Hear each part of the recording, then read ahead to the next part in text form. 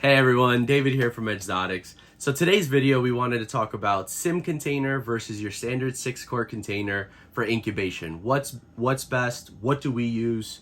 And we just want to go through some of the pros and cons. Personally, we use the sim container. Nothing against the 6-quart tubs. It's just something that we prefer to use. It works best for our setup. But here are the reasons why. So this is what's considered the large sim container. This is what we use for ball pythons. They do have a smaller size, but it's not really ideal for ball python eggs. The eggs are just a little bit too big. So this is what we use, which again, they call their large container. So what's great is when you purchase a sim container, you get one container or you can buy in bulk. And as we open it up here, you actually get a couple of grates. And you get these little dividers that you can place in different areas. The grates sit on a ledge right there. And so the whole point is that this whole bottom layer here is so that you can put whatever substrate or whatever medium, whether it be vermiculite, perlite, whatever it is that you use as the medium, and the eggs actually never touch the medium. So some of the other pros for the sim container is that it is a nice big clear tub. You can see through it during the whole incubation process. Even though it does get a little foggy due to the humidity, for the most part you can see actually right through it. So that helps to see if you have any eggs that are molding, going bad, that you need to remove, or especially when you get to the fun time where the eggs start to or the snakes are actually starting to pip. You can actually see them go through this, which is actually pretty cool. Another huge pro for this is that this lid does not latch down. There's actually a very small air gap here, which helps for the cross ventilation as you're incubating. So in other containers, sometimes you either have to drill a hole or you have to open it up to get airflow in here. But due to the sim container, the way it's built, it already allows airflow to go through it. So literally you set the eggs in and you go back to them when they're ready to pip or you're ready to cut. So again, it takes that step out for you. Another pro is the overall size of the sim container, which is actually a con as well. But one of the pros to it is that we actually had a girl lay 13 eggs and we were able to comfortably fit all 13 eggs into one sim container. So that's beneficial because we didn't have to go to a second container for the same clutch.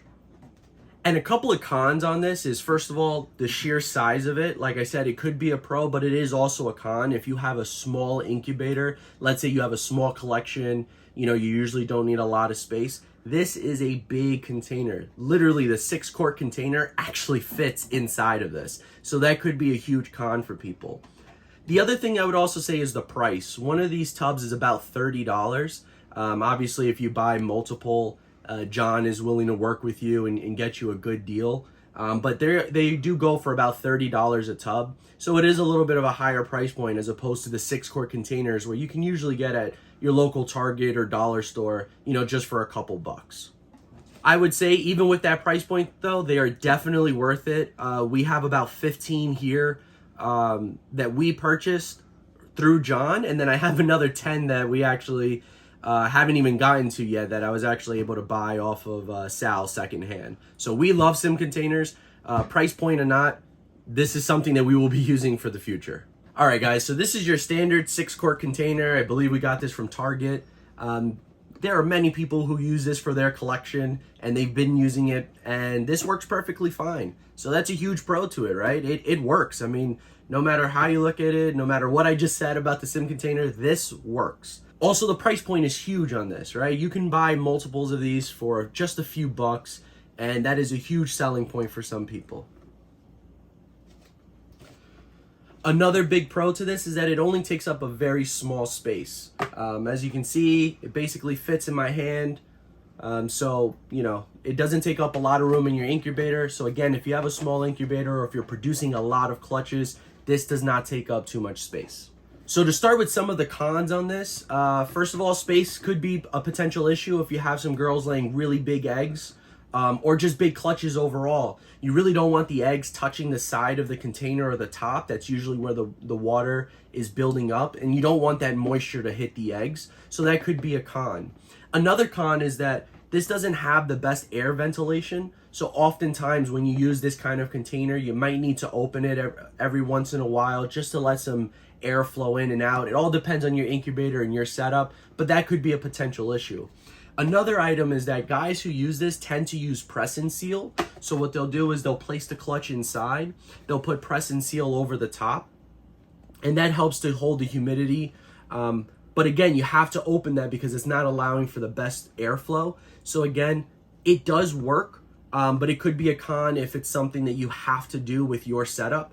I personally like to just set things and forget it and not have to worry about going back and doing anything else. So that to me is a con, but it might not be one for you, but it is for me.